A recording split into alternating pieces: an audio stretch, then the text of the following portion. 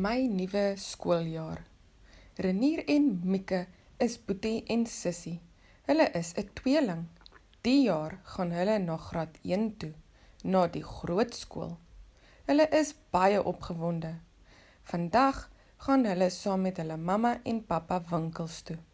Hulle gaan skoolklere, skryfbehoeftes, 'n skoolsak en kosblik vir hulle elkeen gaan koop.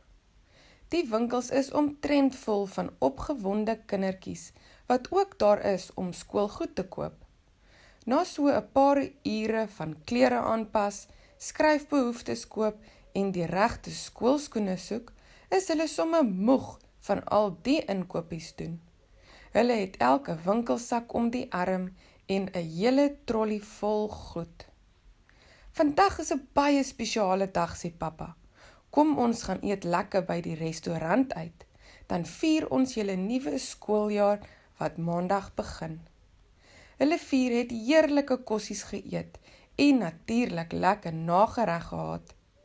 Toe hulle by die huis kom, het mamma al hul skoolklere en skryfbehoeftes gemerk met 'n plakker waarop hulle name staan.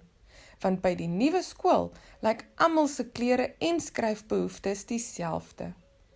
Die skool het ook vir hulle 'n boekie gegee wat mamma saam met hulle moes deurgaan oor die vakansie.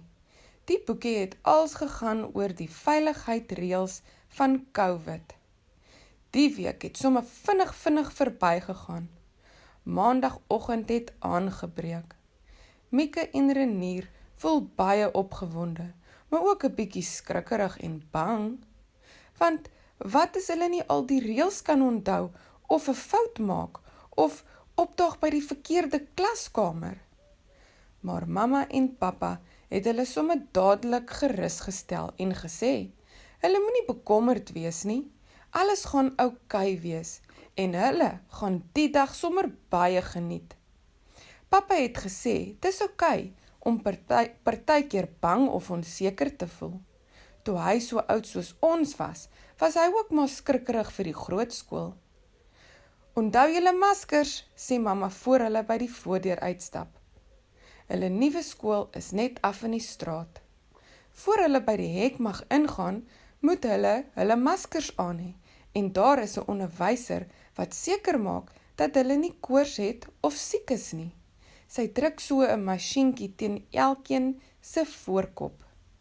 Dan natuurlik moet hulle gereeld hulle hande spuit met 'n handontsmetmiddel.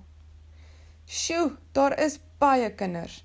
'n Mens hoor net gelag en gesels in die gange. En so het hulle elk 'n stywe drukkie vir hul mamma en pappa gegee voordat hulle by die nuwe klaskamer ingestap het. Hulle juffrou is baie vriendelik en het presies vir hulle gesê hoe die skooldag gaan verloop. Sy het ook gesê, hulle moet nie bang wees nie, en as daar enige vrae is, dan moet hulle net hulle handjie opsteek, en sy sal dit met liefde beantwoord. En so het Renier en Mieke se eerste skooldag gekom en gegaan.